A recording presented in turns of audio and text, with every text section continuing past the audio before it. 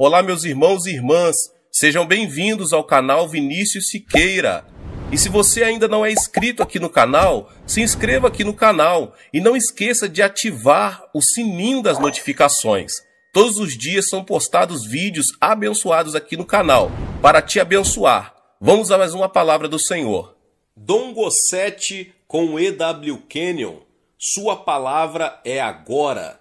Capítulo 1, o Jesus do agora. E.W. Kenyon.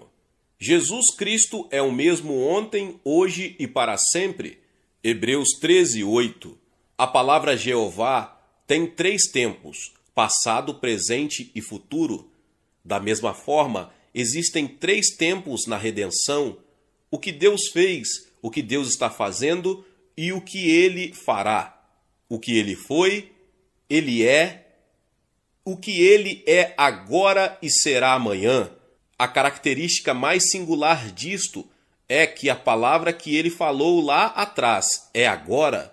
Por isso, você pode ver que sua palavra é atual, ela está viva agora, é oficial agora, ela tem poder para salvar agora, tem poder para curar agora. O texto de Êxodo 16, do 14 ao 20, registra a história da provisão do maná. O maná tinha de ser recolhido a cada manhã, e se uma parte fosse deixada para o dia seguinte, tornava-se azeda e imprópria para o consumo. E assim é com a palavra. Ela precisa ser estudada diariamente, meditada diariamente e ingerida diariamente, ou então perderá seu poder. Os israelitas não podiam estocar o maná, não podiam preservá-lo, não podiam secá-lo, somente era bom para um dia. Como essa ideia é intrigante, suas experiências em Cristo são da mesma forma. As experiências de ontem não têm valor agora. Muitos de nós tentamos preservar nossas experiências. Isso não pode ser feito. Além disso, Jesus é o Jesus do agora. Ele está agindo agora. Ele é agora. Quando ele disse: "Meu Pai dará a vocês tudo o que pedirem em meu nome", João 16, 23b, foi para durar até que ele volte. Quando ele disse: "Em meu nome imporão as mãos sobre os doentes e estes ficarão curados", Marcos 16, 17 e 18, isso foi para permanecer até que ele volte. Sua palavra é tão recente como se tivesse sido dita ontem. Quando ele disse: "Se 2 de vocês concordarem na terra em qualquer assunto sobre o qual pedirem, isso será feito a vocês", Mateus 18, 19. Isso é tão novo e recente como se tivesse sido pronunciado esta manhã. "Se vocês permanecerem em mim e as minhas palavras permanecerem em vocês, pedirão o que quiserem e será concedido", João 15, 7. É tão recente como se Jesus o tivesse dito há 1 hora. Nenhuma palavra de Deus envelhece, pois tem um frescor perene, renova-se continuamente. Capítulo 2, além do nosso nariz, Dom Gossete. Se tivermos de ser fiéis à grande comissão de Jesus, precisamos permitir que o Espírito Santo nos dê uma visão além do óbvio. Com isso, eu quero dizer que não é suficiente estar satisfeitos em ministrar só em Jerusalém. Se não resistirmos, lamentarmos ou apagarmos o Espírito Santo, certamente receberemos sua visão para os não alcançados em outras nações do mundo. Em meus primeiros anos na obra do Senhor, foquei a atenção unicamente no ministério no Canadá e nos Estados Unidos. Que incontestavelmente agitação houve em meu coração quando o Espírito Santo revelou minha responsabilidade para com outros países. Seguindo a direção do Senhor, colocamos nosso programa diário de rádio, Bold Bible Living, Vida Cristã Audaz, na Rádio Transmundial e começamos a transmitir o Evangelho em 89 nações. Não demorou muito e começamos a receber convites para dirigir cruzadas evangelísticas. Lembro-me muito bem da emoção e do desafio que minha esposa e eu sentimos quando entramos num jumbo da Air Canada em Vancouver para nossas primeiras cruzadas no exterior, em uma ilha no Oceano Índico Ocidental, eu estava muito animado e esperava ser poderosamente usado por Deus. Quando descemos do avião, fomos recebidos com as explosões iniciais de calor e umidade. Pouco poderíamos ter previsto quanto aos difíceis testes que experimentaríamos nos dias seguintes. Imediatamente, meu corpo físico começou a reagir violentamente. Comecei a ter hemorragia, acompanhada de febre alta, arrepios e temores. Durante vários dias, fiquei em delírio e consciência. Os pastores locais concordaram em adiar nossa primeira cruzada. Certa tarde, Joyce ouviu uma forte batida na porta do nosso quarto de hotel. Ela abriu rapidamente a porta e o gerente do hotel entrou, examinou o mosquiteiro e me viu na cama numa poça de suor e sangue. Bruscamente, ele exigiu que minha esposa me retirasse do hotel, afirmando enfaticamente: "Não quero que este homem morra no meu hotel." Infelizmente, fomos obrigados a reservar os nossos voos de volta para Vancouver. Não entendi por que havíamos encontrado tais adversidades e fracasso. Um profundo senso de derrota me esmagou e nem sequer havia pregado um único sermão ou levado uma alma a Cristo quando o jato do Air Canada pousou em Vancouver. Voltei-me para minha esposa, tomei sua mão e me comprometi a jamais levá-la para fora do país. Abatido, eu disse: "Querida, tentamos fazer o melhor, mas não deu certo. Jamais sairemos dos Estados Unidos novamente." Eu estava tão humilhado que nem sequer informei nossos filhos ou a igreja que estávamos voltando para casa. Em vez disso, Joyce e eu alugamos um carro no aeroporto e fomos para casa. Após 7 semanas de batalhas físicas, a hemorragia finalmente parou. Logo voltamos à rotina com a família e a igreja. Mas a visão pelos perdidos em outros países ainda ardia no meu espírito. Em 1 ano, nosso coração estava em chamas, com o fogo e o zelo pelo evangelismo missionário. Embora eu tivesse dito à minha esposa que nunca mais sairíamos dos Estados Unidos, fomos para o exterior dezenas e dezenas de vezes. Deus nos abençoou muito. Milhares incontáveis de pessoas preciosas receberam nosso ministério ao proclamarmos Cristo em 55 nações. Se Deus tem posto uma responsabilidade no seu coração para com as nações do mundo, a fim de ver a redenção do Senhor chegar aos confins da terra, eu ofereço estas sugestões a você. Primeiro, obtenha a direção de Deus. Faça a oração de 8 palavras tornada famosa por Saulo de Tarso em Atos 9:6. Senhor, que queres que faça? Se o seu coração for submisso, o Espírito Santo dará orientação. Em segundo lugar, obtenha provisão para a visão. Meu querido amigo C.M. Ward disse certa vez: depois da salvação, o dinheiro é seu melhor amigo. Viajar para o exterior e financiar cruzadas eficazes para a glória de Deus geralmente requer milhares de dólares, mas para onde Deus manda, Ele provê. Em terceiro lugar, seja arrojado e destemido. Há mais de 40 anos, quando trabalhei com T.L. Osborne, ele generosamente me transmitiu muitos princípios maravilhosos sobre o levar o evangelho ao redor do mundo. Nunca me esquecerei de um dos seus melhores manuscritos com esta admoestação das 2 palavras: seja destemido. Este é um conselho tão bom agora quanto foi nos anos 1960. Seja ousado em seu ministério entre aqueles que estão limitados pelo pecado, pela doença, pelos demônios e pelo medo. Em quarto lugar, espere grandes coisas de Deus. Tente grandes coisas para Deus. Este era o lema de vida do primeiro missionário dos tempos modernos, William Carey.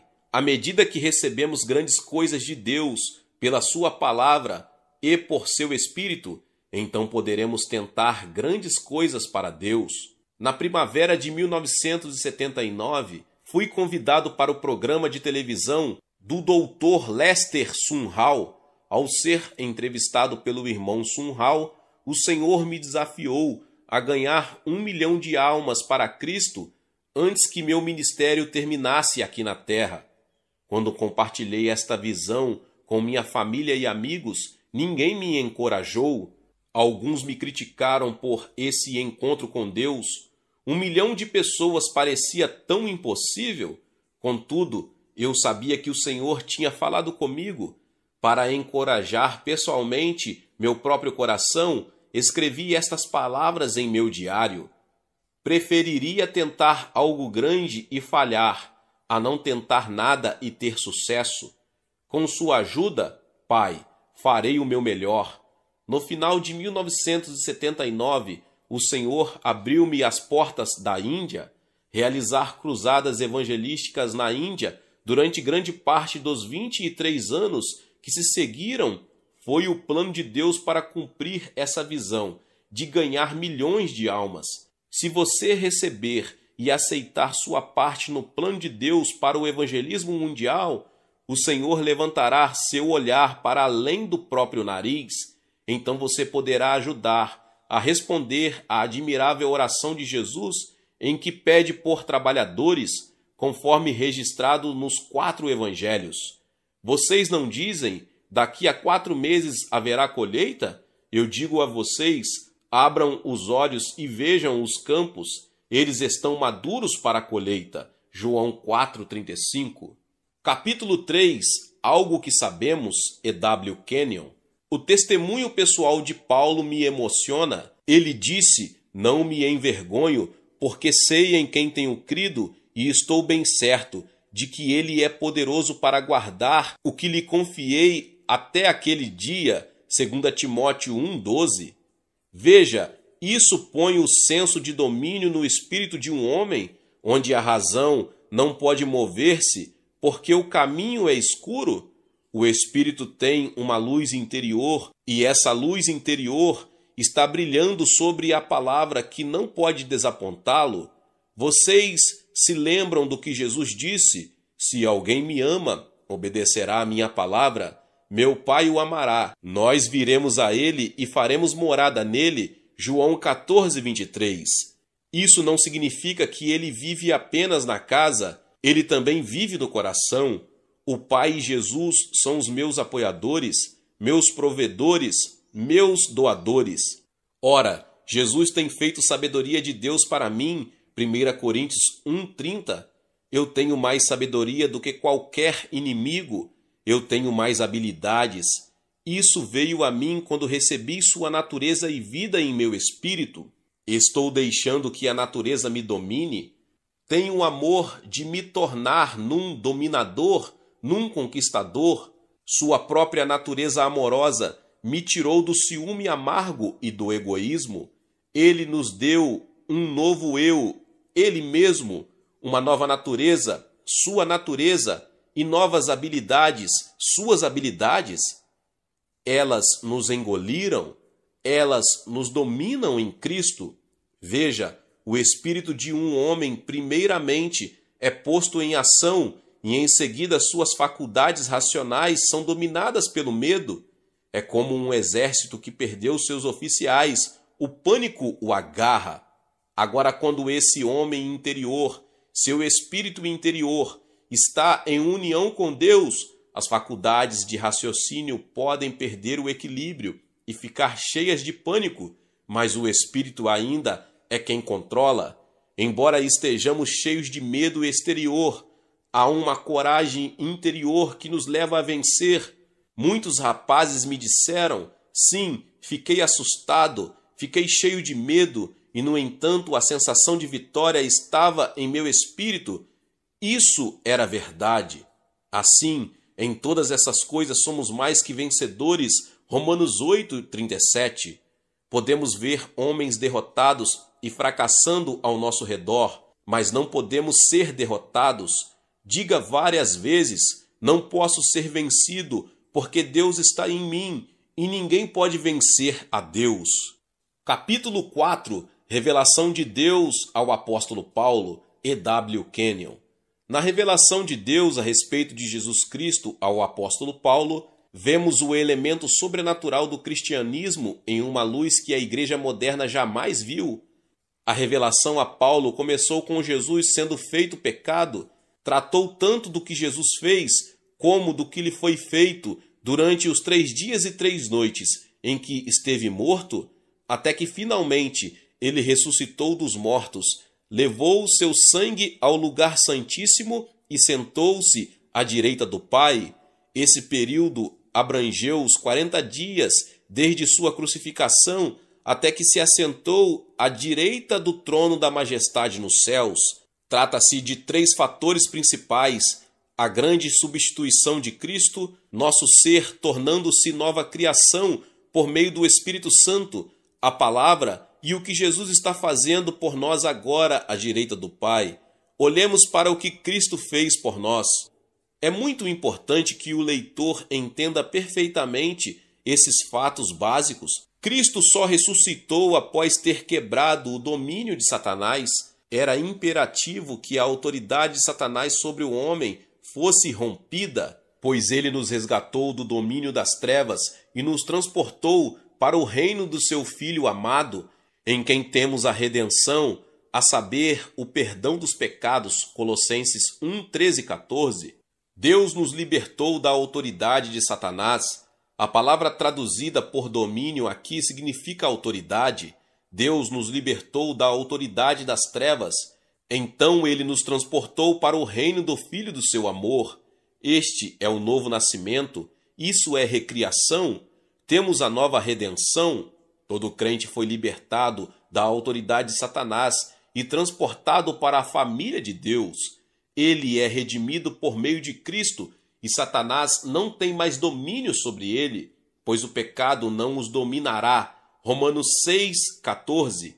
O pecado é Satanás. Satanás não dominará sobre você. Ele não tem mais domínio sobre o crente do que o faraó teve sobre os filhos de Israel depois de atravessarem o Mar Vermelho. Satanás não tem mais domínio sobre você. Ele já não pode colocar enfermidade sobre você sem o seu consentimento. Pode ser um consentimento de ignorância, mas é um consentimento. Satanás está derrotado, foi vencido no que se refere a você. Então ele está apenas vencido, mas Deus fez de você uma nova criação sobre quem Satanás não tem nenhum domínio. Portanto, se alguém está em Cristo, é nova criação. As coisas antigas já passaram, eis que surgiram coisas novas. Tudo isso provém de Deus, que nos reconciliou consigo mesmo por meio de Cristo e nos deu o ministério da reconciliação. 2 Coríntios 5, 17 e 18. As coisas antigas que passaram são derrota, fracasso, fraqueza, pobreza, pecado e morte espiritual. Somos nova criação e Jesus é o nosso Senhor. Ele arrebatou o lugar de Satanás, de modo que Satanás já não tem domínio sobre você. Você não precisa ter medo dele, pois ele foi vencido. O Espírito, através do apóstolo Paulo, nos fala sobre a posição da igreja. Ele disse: mas em todas essas coisas somos mais que vencedores. Romanos 8, 37. Nós temos uma redenção completa e perfeita. Essa nova criação não só foi declarada justa e feita justa, mas tanto Deus como Jesus a declararam justa. Justiça significa a capacidade de permanecer na presença do Pai, sem um sentimento de culpa e com o mesmo privilégio e liberdade que Jesus tem. Romanos 3, 26 declara: para ele mesmo ser justo e o justificador daquele que tem fé em Jesus, Deus tornou-se sua justiça em Cristo Jesus. As Escrituras dizem que Deus fez que Jesus fosse justiça para você. 1 Coríntios 1:30. Este é um fato extraordinário. Ele, porém, não para por aí. Paulo disse: Deus tornou pecado por nós aquele que não tinha pecado, para que nele tornássemos justiça de Deus, 2 Coríntios 5:21. Se a linguagem significa alguma coisa, então cada crente está completo em Cristo, e por estarem nele, que é o cabeça de todo poder e autoridade, vocês receberam a plenitude. Colossenses 2:10. Todos recebemos da sua plenitude, graça sobre graça. João 1,16. O crente não é um pedinte servil, mendigando favores. Ele é um filho de Deus, herdeiro de Deus, um príncipe de Deus. Ele permanece impassível e sem medo na presença do Pai, porque foi feito justo com a própria justiça de Deus, libertado com a própria liberdade de Deus. O Filho libertou você, João 8,36. Na realidade, você é livre. A doença e a enfermidade não têm domínio sobre você.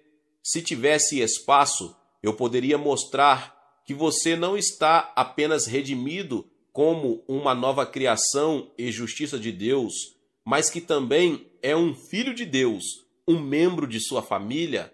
Mais do que isso, o Espírito que ressuscitou Jesus dentre os mortos realmente faz sua morada em seu corpo. Talvez você nunca lhe tenha dado o lugar que é dele, ou talvez nunca estivesse consciente de que Deus fez sua morada em você, ou você tinha a capacidade de Deus. Talvez nunca tenha aproveitado o fato de que a sua mente foi renovada e de que agora pode, na realidade, conhecer a vontade de Deus. Você não apenas tem Deus, mas também tem o nome de Jesus e a autoridade desse nome. Nesse nome, se a dor vier, você pode colocar as mãos sobre você mesmo e receber a sua libertação. Nesse nome, você pode romper o poder do adversário sobre as suas finanças, a sua casa e os corpos dos seus entes queridos. Poder e autoridade ilimitados são dados a cada membro individual do corpo de Cristo. Alguns obstáculos à verdadeira fé. Talvez as armas mais sutis e perigosas do diabo sejam o sentimento de indignidade e falta de fé. Sua dignidade é Jesus Cristo. Você é justiça de Deus nele. O sentido de indignidade é uma negação do sacrifício substitutivo de Cristo e de sua posição em Cristo, da justiça de Cristo diante do Pai, que foi concedida a você. O segundo obstáculo talvez seja o fato de você ter aceitado a esperança e o consentimento mental em vez da fé. Você nunca espera por uma coisa que possui, espera pelo que não tem. Quando você espera por sua cura, por exemplo, isso significa que não tem fé para isso. Você espera obtê-la algum dia. A esperança é um delírio bonito e o assentimento mental é um parente da esperança. O assentimento mental é um substituto para a fé que o adversário tem dado à igreja hoje. Muitos declaram que toda a Bíblia, de Gênesis a Apocalipse, é verdadeira, mas não aceitam milagres, exceto em casos isolados. Eles concordam com a verdade da palavra, mas não acreditam nela. Dizem, eu acredito que a Bíblia é verdadeira, mas nunca agem com base nela. Acreditar é agir com base na palavra de Deus. Não há fé sem ação. Na versão Weymouth da Bíblia, Tiago diz que a fé deve ter ações correspondentes. A fé, se não é acompanhada de ações correspondentes, está morta. Tiago 2,17. Ou seja, a fé sem obediência prática está morta. Não pode haver fé sem ação na palavra. Posso concordar com ela, mas vou permanecer como sou. Posso admirá-la, mas ela não é minha. Tão logo eu descubra a diferença entre assentimento mental e fé, torno-me uma bênção para multidões. Muitos foram curados através do rádio, quando pararam de assentir mentalmente e agiram com base na palavra. Outro inimigo da fé é a evidência sensível do conhecimento. O homem acredita no que vê e, como Tomé, ele disse, não crerei a não ser que eu possa colocar minha mão em seu lado. João 20, 25. Jesus apareceu repentinamente e disse: coloque o seu dedo aqui, estenda a mão e coloque-a no meu lado. Pare de duvidar e creia. João 20, 27. A fé dá substância às coisas que você esperava. Trata-se de uma convicção da realidade das coisas que não são vistas. Hebreus 11, 1. A fé transforma a esperança em realidade e atua diante de evidências contrárias. Os sentidos declaram: não pode ser, mas a fé grita mais forte que a desordem: sim! A fé considera a coisa feita antes de Deus ter agido. Isso impele a ação de Deus. Deus é um Deus de fé. Pela fé entendemos que o universo foi formado pela palavra de Deus, de modo que aquilo que se vê não foi feito do que é visível. Hebreus 13, 3. Tudo o que Deus fez no princípio foi dizer: haja, e houve. Tudo o que a fé tem a dizer é que haja perfeita quietude no corpo e no espírito deste homem, e a doença deve sair. A fé diz que haja abundância onde a pobreza tem reinado, que haja liberdade onde a escravidão tem dominado. Essas coisas devem acontecer. E.W. Kenyon Condorcet, capítulo 5, Esta é minha hora de poder. Condorcet.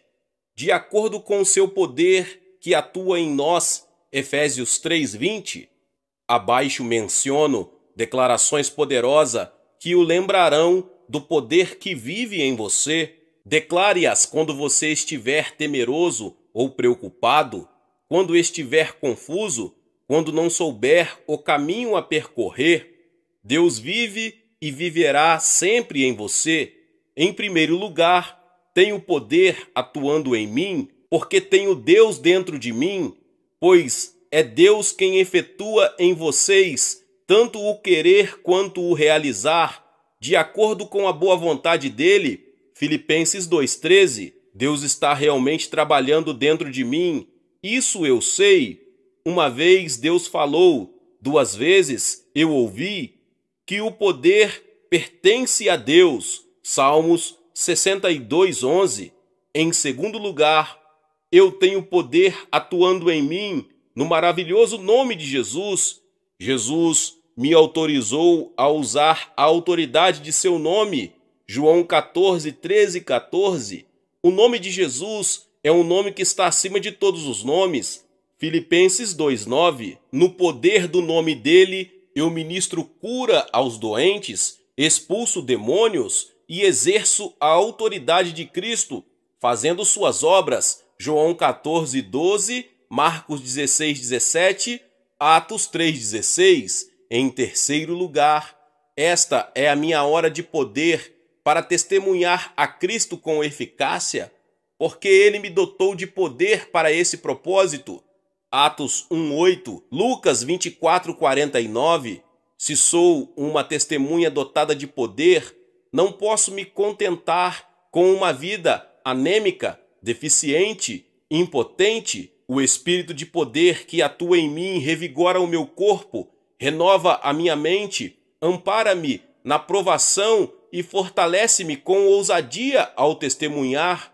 Romanos 8:11, Atos 4:31. Em quarto lugar, eu sei que toda a autoridade nos céus e na terra, Mateus 28:18, foi dada a meu Senhor. Agora, por seu Espírito que habita em mim, eu declaro com audácia: maior é aquele que está em mim do que aquele que está no mundo. 1 João 4:4. Através daquele maior que me capacita, desfaço as acusações de Satanás. Apocalipse 12:10. Rejeito a condenação. Romanos 8:1. Recuso o medo. 2 Timóteo 1:7. E venço suas forças de assédio. 1 Pedro 5:9. Em quinto lugar, tenho poder atuando em mim quando corajosamente confesso a palavra. A palavra é a espada do Espírito que derrota Satanás.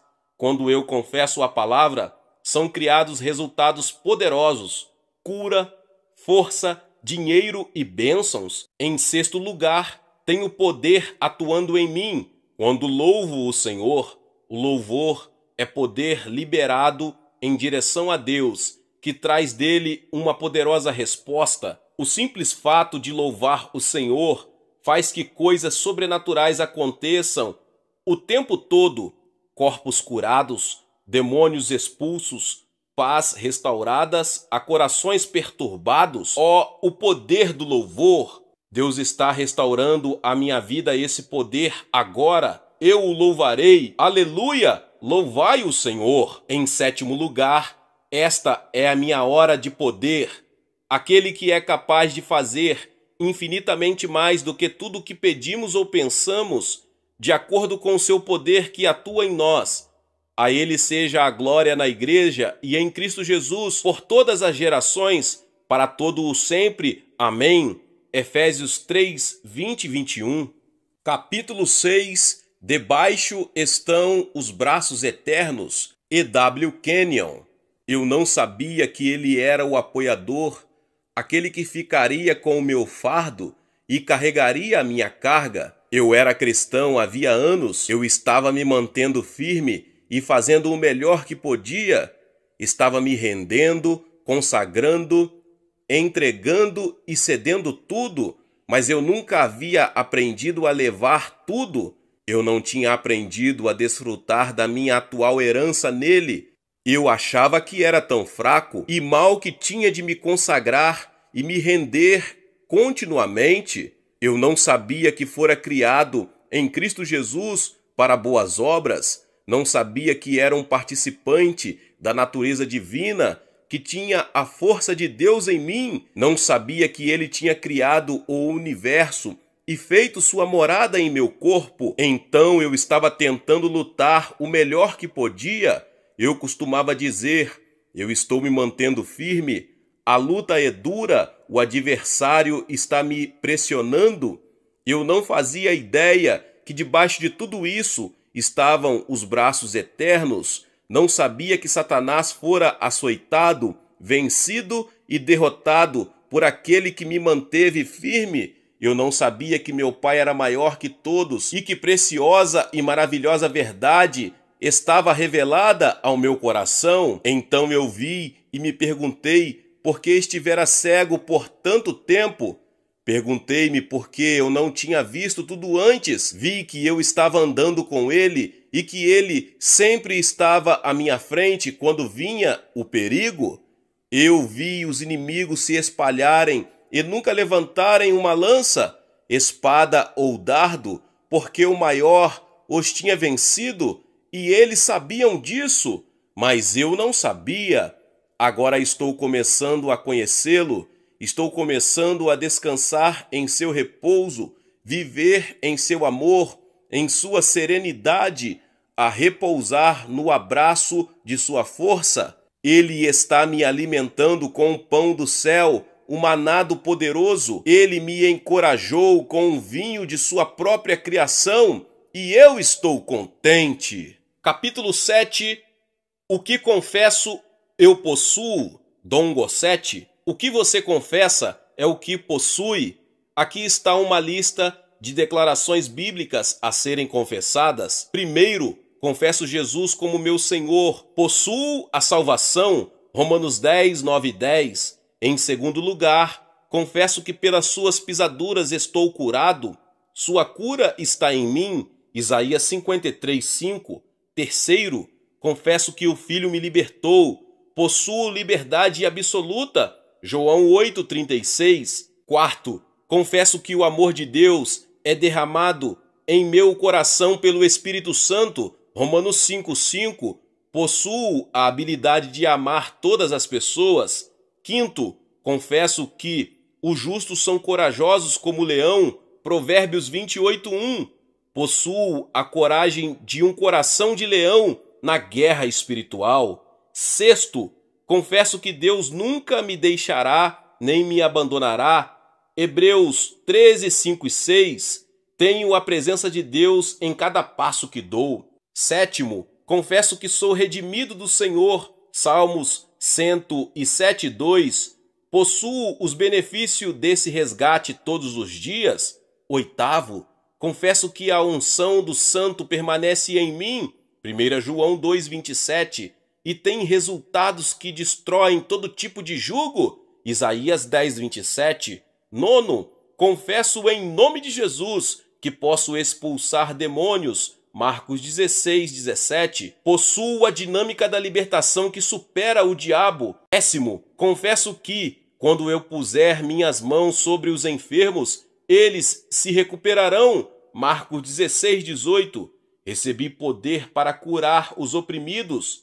11º, confesso que sou um ramo da videira viva, João 15,5. Possuo a vida da videira onde quer que eu vá. 12º, confesso que sou justiça de Deus em Cristo, 2 Coríntios 5,21. Possuo a capacidade de permanecer livremente na presença santa de Deus e como vencedor na presença de Satanás. 13º, confesso que sou o templo do Deus vivo, 2 Coríntios 6,16. Deus habita em mim e anda comigo. 14º, confesso que Deus suprirá todas as minhas necessidades, Filipenses 4,19. Possuo o suprimento a cada necessidade. Capítulo 8, o Pai Celestial, E.W. Kenyon. O Pai Celestial, Marcos 6,32, como é eternamente maravilhoso. Outrora o Deus dos judeus estava longe demais, mas não é assim hoje. Ele conhece minhas necessidades, ele as entende e as supre. Jesus disse em João 10, 27 ao 29, as minhas ovelhas ouvem a minha voz, eu as conheço e elas me seguem. Eu lhes dou a vida eterna e elas jamais perecerão. Ninguém as poderá arrancar da minha mão. Meu Pai que as deu para mim é maior do que todos. Ninguém as pode arrancar da mão de meu Pai. Meu Pai é maior do que todos. Como isso eleva a alma? Precisamos muito desse fato precioso e maravilhoso. O Pai nos ama, nos conhece e cuida de nós. Ele é maior do que qualquer problema que nos confronta e qualquer circunstância que nos aprisiona. Ele é maior que a pobreza e maior que os nossos inimigos. Nosso Pai é maior do que qualquer coisa. As lágrimas amargas, as tentações e o medo dos problemas da vida, meu Pai é maior do que tudo isso. Como o meu coração se alegrou com esse fato ao enfrentar todos os problemas financeiros do nosso ministério nesta manhã. Saber que meu Pai é maior que todos traz consolo. Em João 16, 27 lemos, o próprio Pai os ama. Se uma mulher ama um homem e ele a ama, isso os torna um. O amor faz duas pessoas serem uma. Da mesma forma, o amor de Deus por mim e minha resposta a ele nos torna um. Ele me ama, ele vai cuidar para que eu não tenha necessidades que vão me envergonhar e me ajudará a carregar minhas cargas. Meu Pai me ama e me deu seu Filho por mim. Seu amor não é amor por uma multidão, mas amor individualmente por mim. Eu não tenho que ter medo da vida. Com um amado como ele, eu sei que ele me capacitará a fazer o bem, a pôr as coisas em ordem. Ele vai me permitir viver com êxito. Ele me ama, mas isso não é tudo. O texto de João 14, 23 é talvez a maior afirmação em relação a esse ensinamento. Se alguém me ama, obedecerá a minha palavra. Meu Pai o amará, nós viremos a ele e faremos morada nele. Na verdade, ele virá e viverá conosco. O Pai virá e fará sua casa conosco. Isso resolve todos os problemas. Todas as contas serão pagas. A pobreza nunca poderá vir, pois nosso Pai, Deus, vive dentro de nós. Haverá força para cada dia, haverá cura para cada doença, pois o Pai viverá em nós e fará em nós sua morada. Capítulo 9, a Grande Comissão, E.W. Kenyon. A Grande Comissão é de vital importância para cada crente. Quando estava se despedindo dos discípulos, Jesus disse: Foi-me dada toda a autoridade nos céus e na terra, portanto, Vão e façam discípulos de todas as nações, batizando-os em nome do Pai e do Filho e do Espírito Santo, ensinando-os a obedecer a tudo o que eu ordenei a vocês, e eu estarei sempre com vocês até o fim dos tempos. Mateus 28, 18 ao 20. Toda a autoridade foi dada a Jesus no céu e na terra. Ele não precisava de autoridade, ele sempre a teve. Então por que ela foi dada agora que ele estava deixando a terra? Ela lhe foi dada porque ele era a cabeça da igreja, o primogênito dentre os mortos. Ele era o Senhor da igreja, seu corpo. Ele deveria usar essa autoridade por meio da igreja e para ela. No entanto, se não houver maneira de a igreja usá-la, então a capacidade é como o nosso capital não utilizado. Temos, por exemplo, bilhões de dólares em ouro enterrados no chão pelo governo. Algumas pessoas acham isso falta de bom senso, pois poderiam estar circulando e trazendo bênçãos para o povo. A igreja tem feito o mesmo com a autoridade que Deus deu a Jesus, enterrou-a em sua teologia e credos. Ninguém parece ter sido capaz de alcançá-la, e isso não está fazendo bem a ninguém. A igreja não sabe que Jesus, antes de ir embora, deu-lhe o poder de usar seu nome. Essa procuração dá ao crente acesso a toda a autoridade. E eu farei o que vocês pedirem em meu nome, para que o Pai seja glorificado no Filho. O que vocês pedirem em meu nome, eu farei. João 14, 13, 14. Isso não é oração, é usar o nome de Jesus para recorrer a toda a autoridade. O livro de Atos apresenta caso após caso de homens que aproveitaram toda a autoridade e que foram abençoados por ela. Essa toda a autoridade está disponível àqueles que usam o nome de Jesus. Ela nunca foi retirada.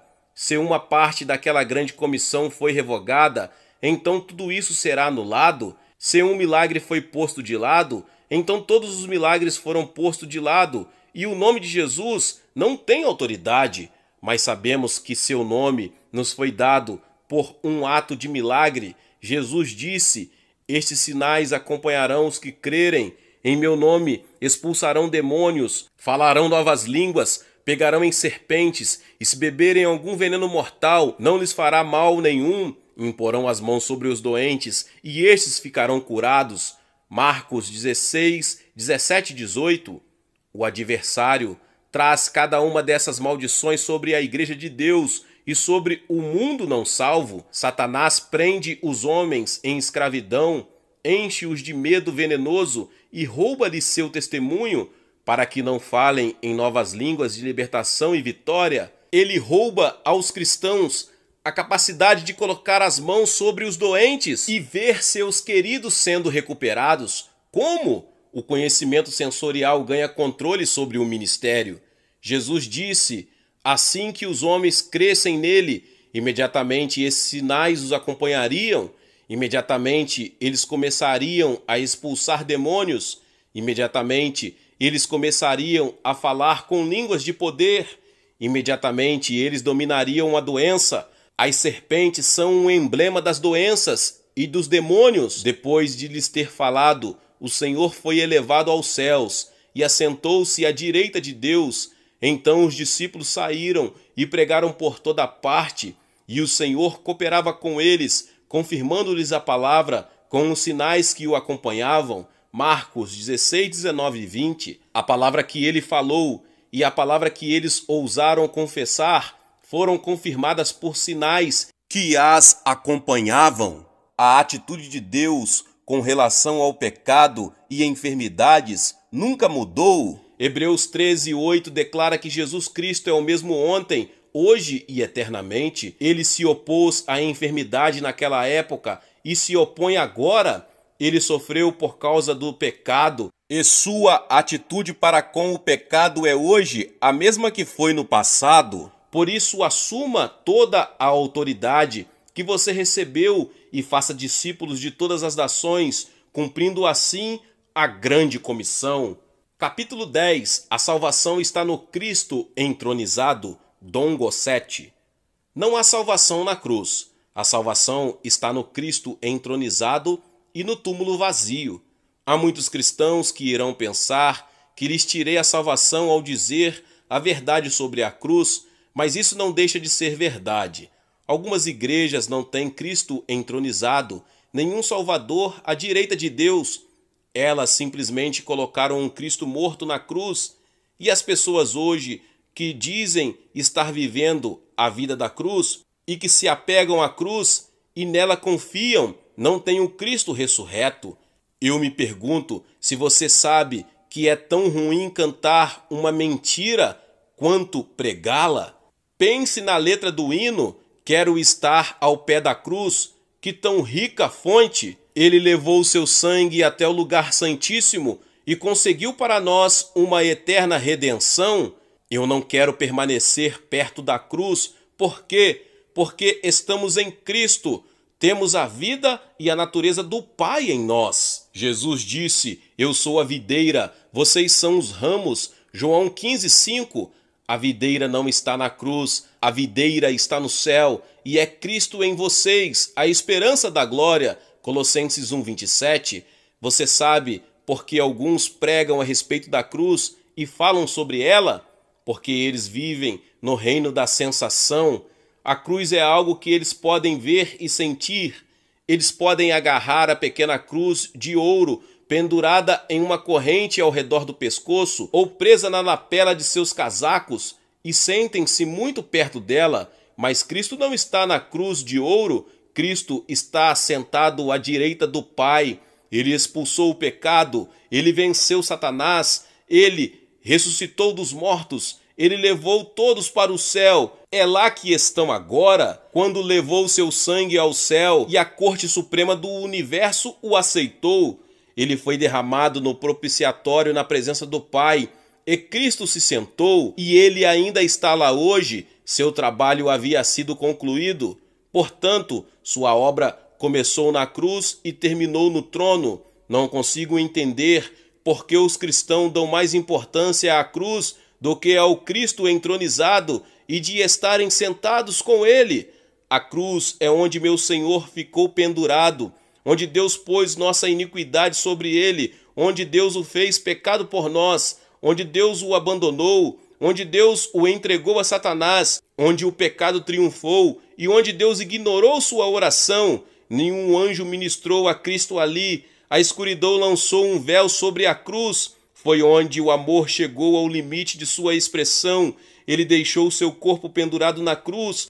Foi para o lugar onde deveríamos ter ido e sofreu em nosso lugar, até que cada reivindicação fosse cumprida. Em seguida, foi justificado em espírito, vivificado em espírito e conquistou Satanás em espírito como nosso substituto. Então, ele voltou a habitar seu próprio corpo, pleno de imortalidade, e ressurgiu dentre os mortos.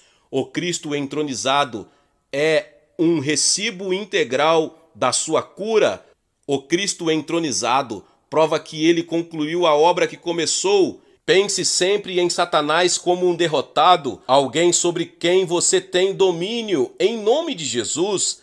Nesse nome, a nova criação é o dominador dos demônios e da doença e de todas as circunstâncias que o prendam em escravidão. Nós temos uma redenção perfeita, uma nova criação perfeita e uma perfeita união com Cristo. Eu sou a videira, vocês são os ramos. João 15:5, disse Jesus. Nós temos uma mensagem que traz sucesso, saúde, felicidade e vitória a todos. Todos são um fracasso fora de Cristo. Nós temos a solução de Deus para o problema humano. A palavra viva nos seus lábios faz de você um vitorioso, torna a enfermidade e a pobreza as suas servas. A palavra viva nos seus lábios traz Deus à cena, vitória e êxito ao derrotado. Capítulo 11. Alimentando-se da palavra, E.W. Kenyon. Veja o primeiro capítulo de João, versos 1 ao 4. No princípio, era aquele que é a palavra. Ele estava com Deus e era Deus. Ele estava com Deus no princípio. Todas as coisas foram feitas por intermédio dele. Sem ele, nada do que existe teria sido feito. Nele estava a vida, e esta era a luz dos homens. Você verá que Jesus é a palavra, o Logos, e que de fato devemos nos alimentar dele. Tomem e comam, isto é o meu corpo. Mateus 26, 26, Marcos 14, 22, Lucas 22, 19, 1 Coríntios 11, 24. Realmente significa: quem come minhas palavras, alimenta-se delas e por elas mede suas forças. Em Mateus 4,4, Jesus disse: nem só de pão viverá o homem, mas de toda palavra que procede da boca de Deus. A natureza espiritual do homem requer alimento espiritual. Veja, muitos cristãos estão morrendo por falta de alimento nutritivo. Eles estão fracos e doentios em sua vida de oração, de amor e de fé, tudo porque estão subnutridos. A pregação é constituída de teorias de homens em vez de palavra de Deus, e todos os cristãos precisam se alimentar da palavra de Deus. Jó 23:12 diz: dei mais valor às palavras de sua boca do que ao meu pão de cada dia. Esta deveria ser a atitude contínua do Filho de Deus para com a Bíblia, a palavra de Deus tendo em primeiro lugar em sua leitura e meditação diária. Atos 20:32 diz: agora eu os entrego a Deus e à palavra da sua graça, que pode edificá-los e dar-lhes herança entre todos os que são santificados. É a palavra que nos dá uma herança em Cristo. Vocês a aceitaram, conforme ela verdadeiramente é, como palavra de Deus, que atua com eficácia em vocês, os que creem. 1 Tessalonicenses 2,13. Habite ricamente em vós a palavra de Cristo. Colossenses 3,16. Se vocês permanecerem em mim e as minhas palavras permanecerem em vocês, pedirão o que quiserem e será concedido. João 15,7. É a palavra viva que habita em nós, que nos torna trabalhadores eficazes para Cristo. Capítulo 12. Confissão para a salvação. Dom Gossete.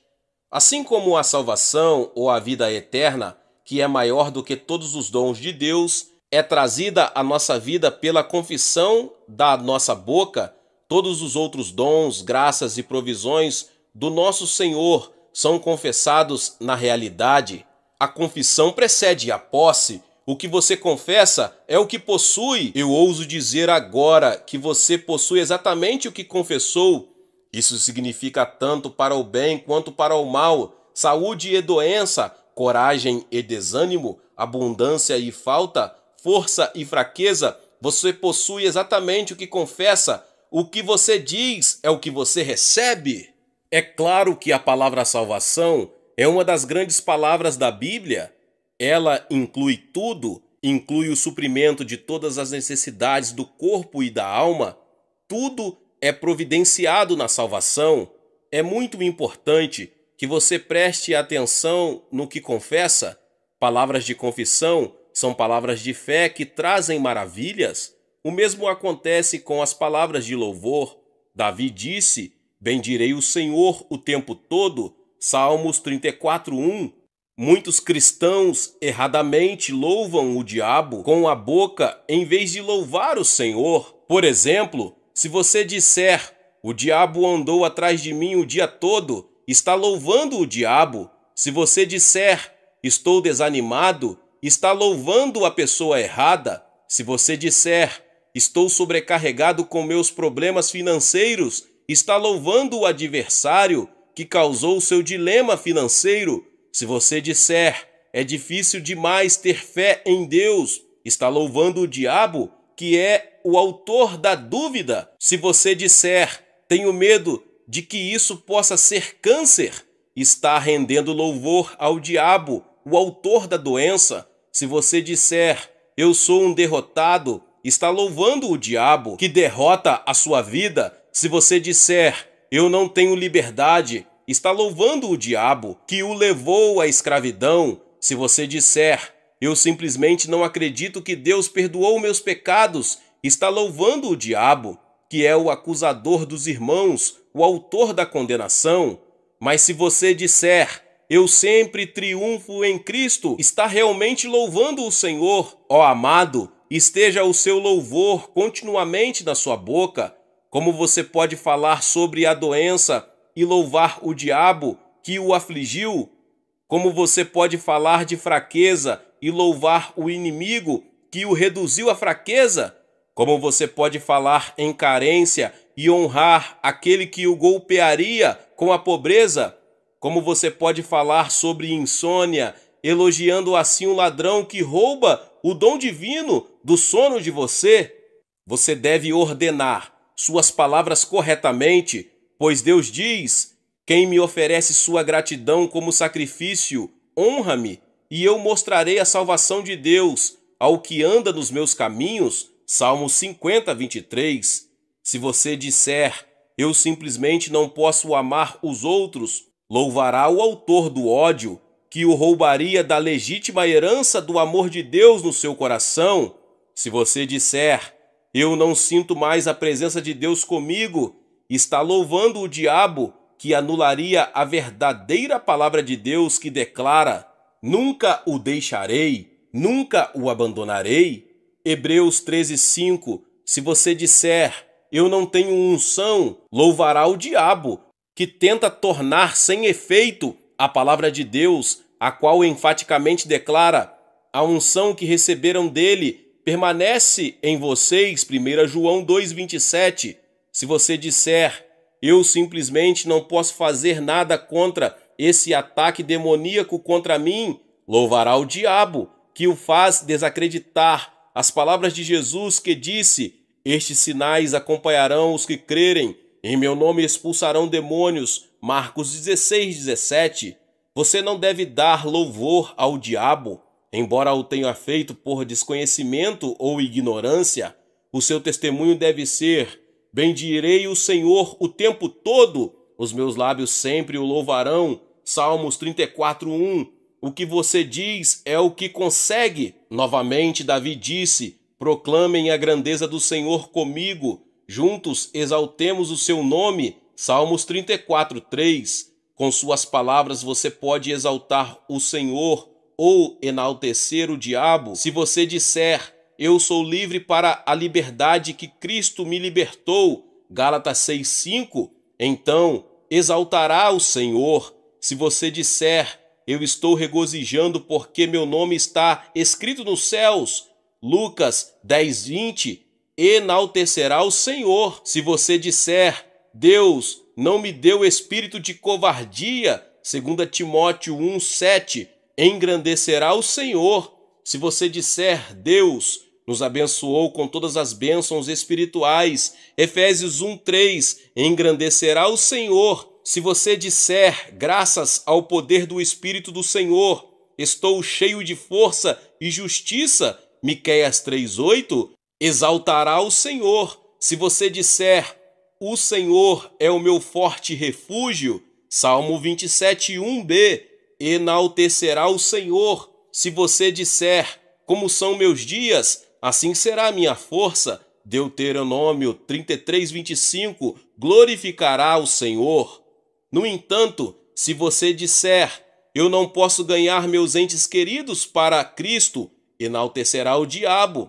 Se você disser, eu não posso receber minha cura, engrandecerá o diabo. Se você disser, eu não posso pagar minhas contas, engrandecerá o diabo. Se você disser, eu não posso testemunhar com poder, sou fraco e anêmico como cristão, quando se trata de dar meu testemunho, engrandecerá o diabo. Se você disser, minhas orações nunca são respondidas, engrandecerá o diabo. Se você disser, eu não consigo superar meu excesso de peso, exultará o diabo. Se você conta às pessoas seus problemas para obter a simpatia delas, exaltará o diabo.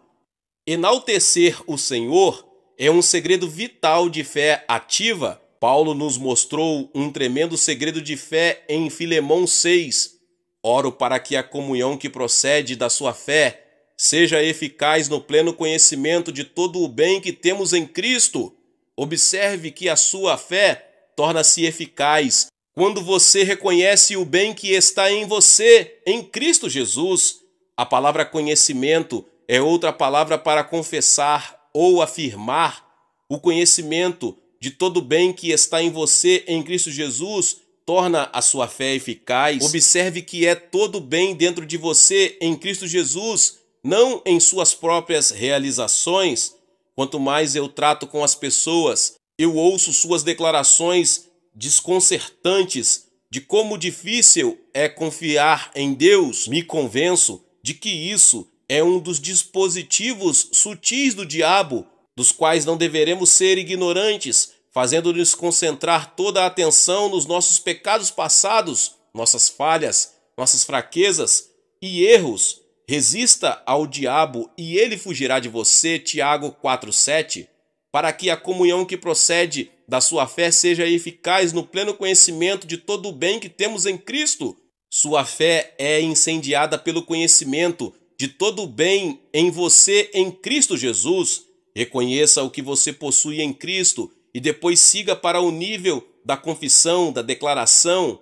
Claro, você tem uma confissão má, uma confissão negativa, reconhecendo outras coisas diferentes de todo o bem que existe em você por meio de Jesus Cristo, seguirá para o nível da derrota, do fracasso, da fraqueza e da carência.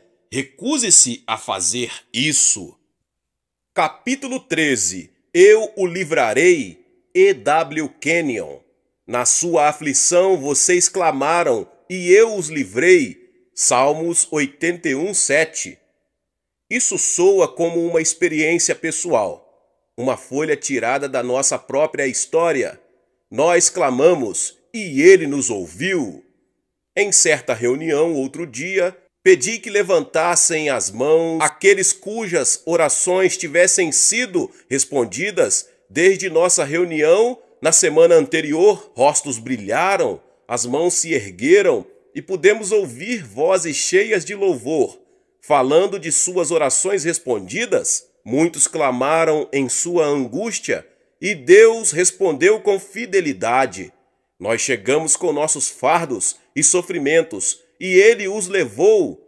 Nós viemos com nossos cuidados e Ele os assumiu. Viemos com as nossas enfermidades e Ele as curou. Nosso coração está cheio de louvor e adoração, porque sabemos que o Deus de todo o universo é o nosso próprio Pai. Ele nos ama. Se Ele carregou Israel em seus braços, carrega-nos em seu coração. Se Ele os cravou na palma da mão, a nós nos escondeu em Cristo. Oh, riqueza das riquezas de sua glória e amor! Nós clamamos e Ele respondeu.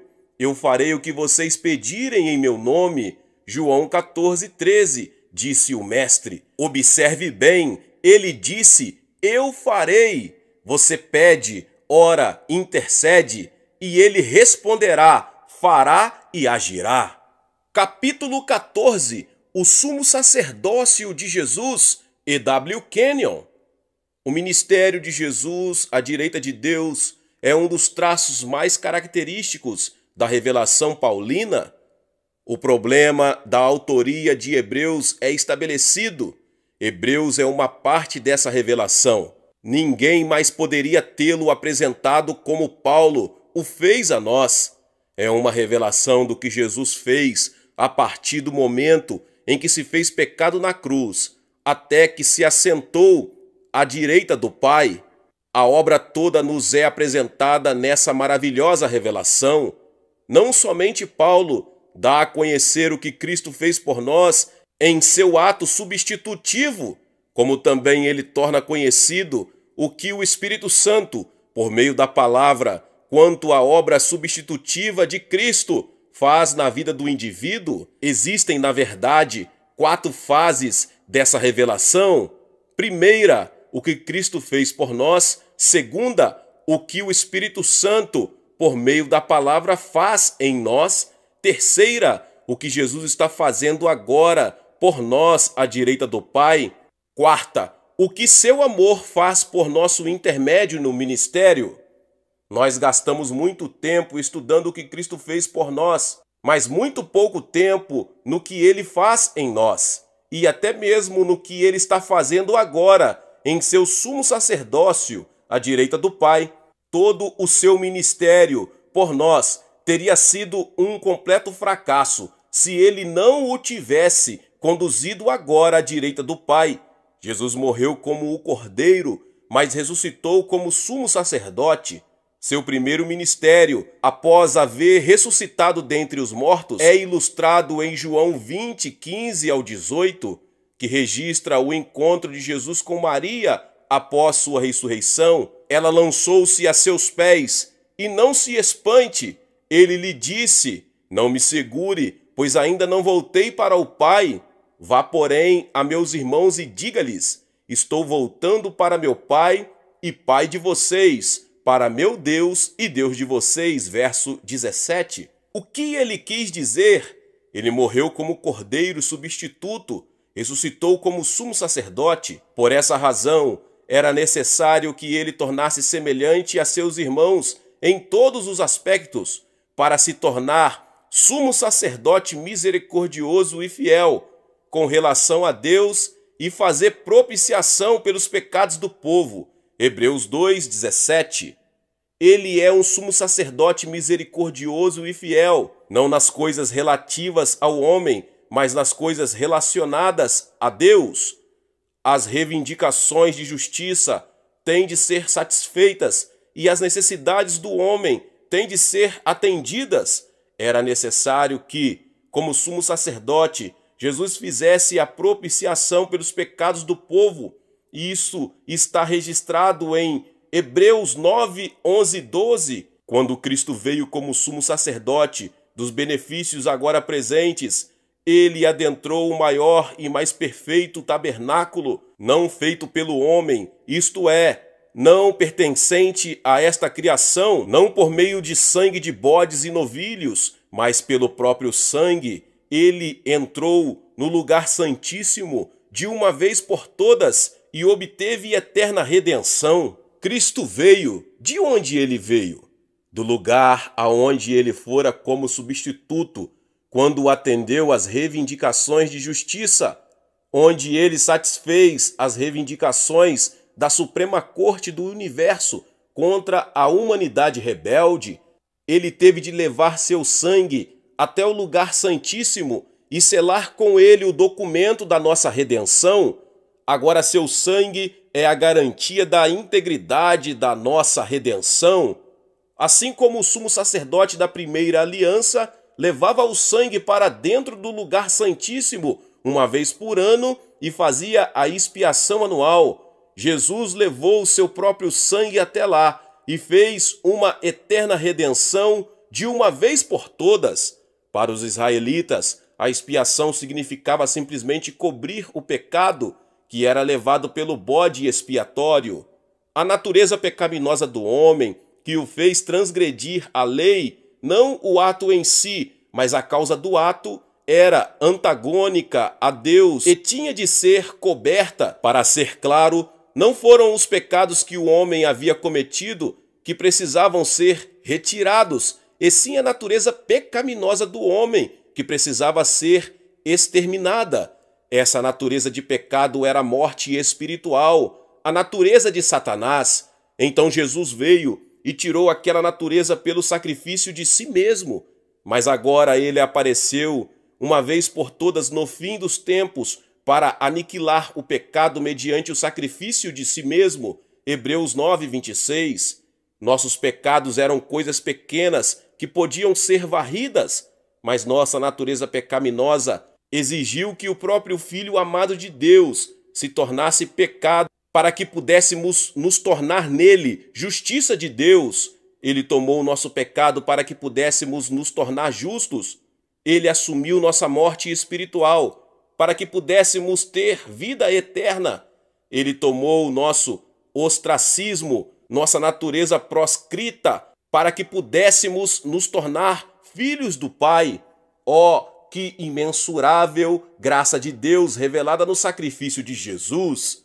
Ele carregou o seu próprio sangue para o lugar santíssimo celestial e, em vez de fazer a expiação anual, deu-nos uma eterna redenção. Por essa razão era necessário que ele se tornasse semelhante a seus irmãos em todos os aspectos, para se tornar sumo sacerdote misericordioso e fiel com relação a Deus e fazer propiciação pelos pecados do povo. Hebreus 2:17. Ele é um sumo sacerdote misericordioso e fiel. Deus tinha de ser satisfeito. As reivindicações de justiça tinham de ser atendidas. Por isso ele foi feito pecado, esteve sob condenação e durante 3 dias e 3 noites esteve trancado no inferno, a prisão da morte. A Suprema Corte pôde justificá-lo por completo como nosso substituto e declará-lo completamente justo. Ele atendeu às exigências da justiça e foi liberado. A seu respeito declara o Senhor: Tu és meu filho, eu hoje te gerei. Salmos 2:7. Em que dia ele foi gerado? No 3º dia no cárcere de morte, quando Jesus nasceu de novo do Espírito. Esse foi seu novo nascimento, quando nós fomos recriados, porque somos a criação de Deus, realizada em Cristo Jesus. Efésios 2:10. Lá ele foi justificado em espírito. Ele não somente foi declarado justo, como também foi feito justo com a exata natureza de Deus. Então, tendo sido feito justo, tendo vencido Satanás, despindo-o de sua autoridade, ele ressurgiu dentre os mortos e a Suprema Corte do Universo colocou seu selo de total aprovação em sua obra por nós. Em seguida, ele entrou ao lugar santíssimo e assentou-se à direita do trono da majestade nos céus. Ele fez a propiciação por nossos pecados. A palavra propiciação significa substituição. Por isso ele fez a substituição pelos pecados do povo. Tendo ele mesmo sofrido ao ser tentado, é capaz de socorrer os que são tentados. Hebreus 3:1 diz: Portanto, santos irmãos, participantes do chamado celestial, fixem os seus pensamentos em Jesus, apóstolo e sumo sacerdote que confessamos. O cristianismo é chamado de uma confissão. A obra terminada de Jesus Cristo igualmente pode ser chamada de confissão, pois é algo que precisa ser declarado. Agora você pode entender Romanos 10:9 e 10. Se você confessar com a sua boca que Jesus é Senhor e crer em seu coração que Deus o ressuscitou dentre os mortos, será salvo. Pois com o coração se crê para a justiça e com a boca se confessa para a salvação. O cristianismo é uma confissão da obra terminada de Jesus, é uma confissão de que ele está assentado à direita do Pai, havendo nos redimido perfeitamente. É uma confissão da nossa filiação, do nosso lugar em Cristo, dos nossos direitos e privilégio. É uma confissão da nossa supremacia sobre doenças e fraquezas, sobre Satanás, em nome de Jesus. Que confissão! O texto de Hebreus 4:14 e 16 leva-nos a um passo adiante no desenvolvimento desse ministério de sumo sacerdote de Jesus. Portanto, visto que temos um grande sumo sacerdote que adentrou aos céus, Jesus, o Filho de Deus, apeguemo-nos com toda a firmeza à fé que professamos, pois não temos um sumo sacerdote que não possa compadecer-se das nossas fraquezas, mas sim alguém como nós, passou por todo tipo de tentação, porém sem pecado. Assim aproximemo-nos do trono da graça com toda a confiança, a fim de recebermos misericórdia e encontrar graça que nos ajude no momento da necessidade. Todo o ministério de Jesus gira em torno desse ofício sumo sacerdotal. Como sumo sacerdote, ele levou seu sangue para o lugar santíssimo. Como sumo sacerdote, ele assentou-se à direita do trono da majestade nos céus. Ele é o sumo sacerdote mediador entre Deus e o homem. Ninguém pode chegar ao Pai a não ser por ele. Jesus disse: Eu sou o caminho, a verdade e a vida. Ninguém vem ao Pai a não ser por mim. João 14:6. Pedro disse: Não há salvação em nenhum outro, pois debaixo do céu não há nenhum outro nome dado aos homens pelo qual devamos ser salvos. Atos 4:12. Jesus é o único caminho à presença do Pai, sem condenação. É de surpreender que a igreja primitiva fosse chamada de O Caminho? Pediu-lhes cartas para as sinagogas de Damasco, de maneira que, caso encontrasse ali homens ou mulheres que pertencessem ao caminho, pudesse levá-los preso para Jerusalém. Atos 9:2. Mas alguns deles se endureceram e se recusaram a crer e começaram a falar mal do caminho diante da multidão. Paulo então afastou-se deles, tomando consigo os discípulos, passou a ensinar diariamente na escola de Tirano. Atos 19:9. Naquele tempo houve um grande tumulto por causa do caminho. Atos 19:23, Atos 16:17, 14:22, Isaías 30:21 e 35:8. Ele não é apenas o sumo sacerdote Senhor, o mediador, mas no momento em que a pessoa aceita Cristo, ele, Cristo, torna-se o intercessor sacerdotal. Ele sempre vive para interceder pelo crente. Isaías 53:12, Romanos 8:34, Hebreus 7:25. Que ministério! Que serviço! Ele não tem como tirar férias, não tem oportunidade de se afastar por um momento. Ninguém mais pode agir como sumo sacerdote, mediador e intercessor. Mas ele tem outro ministério importante, o de ser advogado. Quando o crente é tentado e Satanás ganha o domínio sobre ele, o crente clama em agonia por misericórdia e Cristo sussurra: se confessarmos os nossos pecados, ele é fiel e justo para perdoar os nossos pecados e nos purificar de toda a injustiça. 1 João 1:9. Então ele culmina ao dizer: meus filhinhos, escrevo a vocês estas coisas para que vocês não pequem. Se porém alguém pecar, temos um intercessor junto ao Pai, Jesus Cristo o justo. 1 João 2:1. Ele é justo, por isso pode entrar na presença do Pai. Quando nós perdemos o sentido de justiça por nossas más ações, como nosso advogado, ele restaura o nosso senso de justiça. Ele é o Senhor e cabeça da igreja. Davi profetizou a respeito dele em Salmos 23:1. O Senhor é o meu pastor, de nada terei falta. Ele é o cuidador, amado e noivo do corpo. Ele é o primogênito dentre os mortos, o cabeça de todos os principados e poderes. Ele é o Senhor ressurreto, assentado à direita do Pai. Acompanhe-me por toda a epístola de Hebreus e você encontrará a contínua revelação dessas diferentes fases de seu sumo ministério sacerdotal. Portanto, visto que temos um grande sumo sacerdote que adentrou os céus, Jesus, o Filho de Deus, apeguemo-nos com toda a firmeza à fé que professamos. Hebreus 4:14. O que é a nossa confissão? É a nossa redenção, nossa recreação, nossa união com o Pai em Cristo, nossa vitória sobre as circunstâncias, sobre os demônios e sobre as enfermidades e sobre nossa independência da lei natural em Cristo, pois não temos um sumo sacerdote que não possa compadecer-se das nossas fraquezas, mas sim alguém como nós, passou por todo tipo de tentação, porém sem pecado. Assim aproximemo-nos do trono da graça com toda a confiança, a fim de recebermos misericórdia e encontrarmos graça que nos ajude no momento da necessidade. Hebreus 4:15-16. A palavra confiança, ousadia, significa liberdade de expressão. Na Pesrita, a antiga versão siríaca do Novo Testamento, há uma referência marginal que registra com a face descoberta. Nós entramos sem nenhum senso de culpa ou pecado, como uma criança se aproxima dos pais terrenos.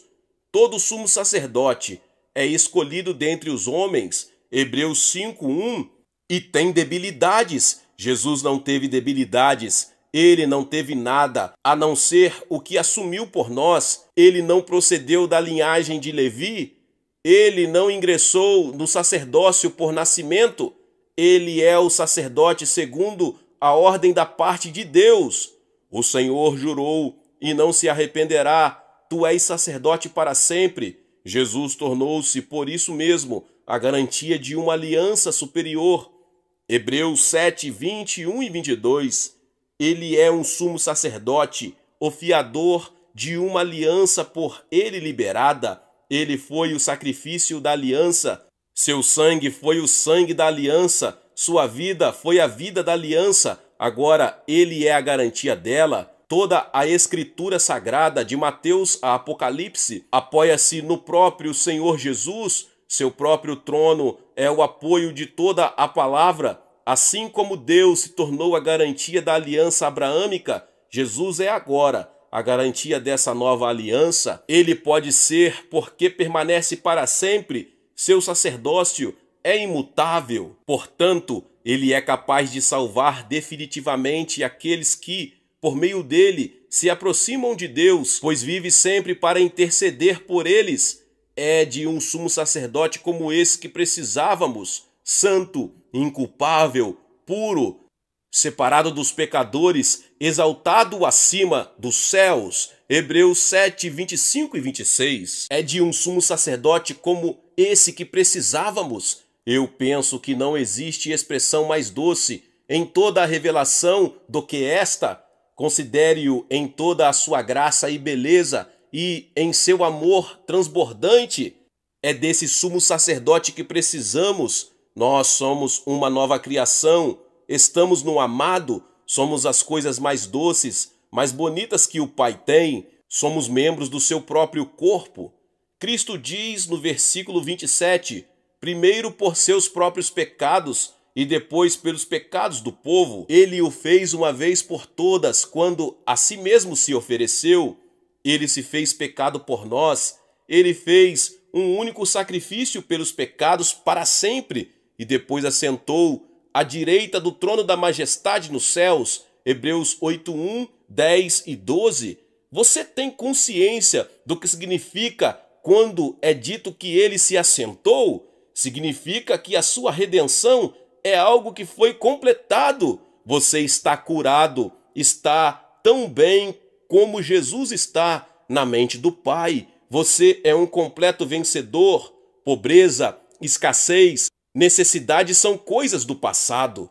Assim, aproximemo-nos do trono da graça com toda a confiança, a fim de recebermos misericórdia e encontrarmos graça que nos ajude no momento da necessidade. Hebreus 4:16. O meu Deus suprirá todas as necessidades de vocês de acordo com as suas gloriosas riquezas em Cristo Jesus. Filipenses 4:19. Pois os pagãos é que correm atrás dessas coisas, mas o Pai Celestial sabe que vocês precisam delas. Mateus 6:32. Jesus demonstrou isso em sua caminhada terrena. Ele alimentou multidões, ele deu aos discípulos aquela grande quantidade de peixe, ele transformou água em vinho, ele curou o enfermo e atendeu a necessidade do homem. Esse é o meu Senhor. Ele é o mediador da nova aliança. Ele permanece entre a humanidade e o Pai com as mãos perfuradas, o lado ferido e a cicatriz dos espinhos na testa. Ele é o mediador. Você acha que ele recusará qualquer um que vier ao Pai? Nunca! Todo aquele não salvo tem o direito legal à vida eterna. Jesus assume sua parte e responde por quem disser: Deus, eu recebo teu filho como meu Salvador e o confesso como meu Senhor.